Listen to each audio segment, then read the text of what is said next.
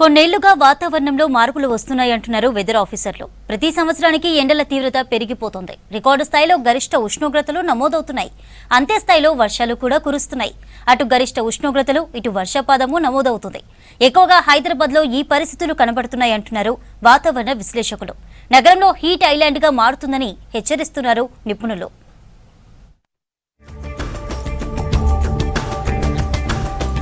గ్రామీణ ప్రాంతాలతో పోలిస్తే నగరంలో అధిక ఉష్ణోగ్రతలు నమోదవుతున్నాయంటున్నారు వాతావరణ శాఖ అధికారులు.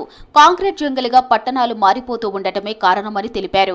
గత ఏడాది హైదరాబాద్లోని 7 ప్రాంతాల్లో అర్బన్ హీట్ ఐలాండ్స్ ఉన్నట్లు గుర్తించారు పరిశోధకులు.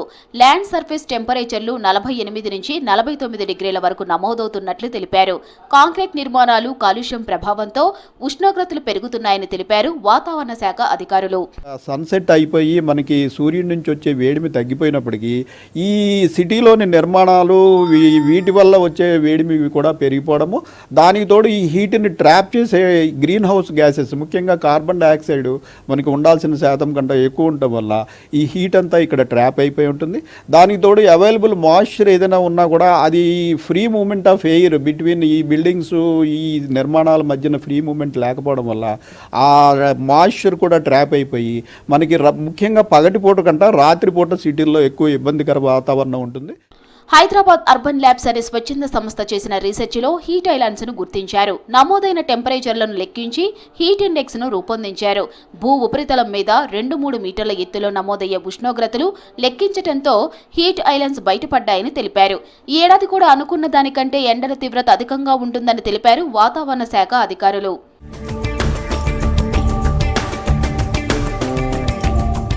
నగరంలోని మైలార్దేవుపల్లి, బిఎన్ రెడ్డి నగర్, మన్సూరాబాద్, పటాన్చెరు, బండ్లగూడ, గచ్చిబౌలి, హయత్ నగర్ ప్రాంతాలు హీట్ ఐలాండ్స్ గా మారినట్టు గుర్తించారు. కాంక్రీట్ మయంగా మారిపోతూ ఉండటం, ఎత్తైన భవనాలను నిర్మిస్తూ ఉండటం, చెట్లను నరికివేయటం, సిమెంట్ రోడ్లు, ఏసీలు, ఫ్రిడ్జ్ల వాడకం పెరగడంతో గరిష్ట ఉష్ణోగ్రతలు నమోదవుతున్నాయన్నారు వెదర్ ఆఫీసర్స్. ఈ వేడిమి తగ్గించుకోవడానికి మనం అనేక పరికరాలు, ఏసీలు, రిఫ్రిజిరేటర్లు ఇటువంటివి వాడుతుంటాము. వీటి వల్ల బోల్డ్ హీట్ జనరేట్ అవుతుంది. వీటన్నిటికీ తోడు ఈ వెహికల్స్ యొక్క పొల్యూషను ప్లస్ మనము ఈ జనసమర్థం ఎక్కువగా ఉండడం వల్ల ఈ మన నిశ్వాసం ద్వారా వచ్చే కార్బన్ డైఆక్సైడ్ వాయువులు ఇలాగ ఏంటంటే మనకి గ్రీన్ హౌస్ గ్యాసెస్ అనేవి సిటీ ప్రాంతంలో ఎక్కువగా పెరిగిపోయి ఉంటాయి.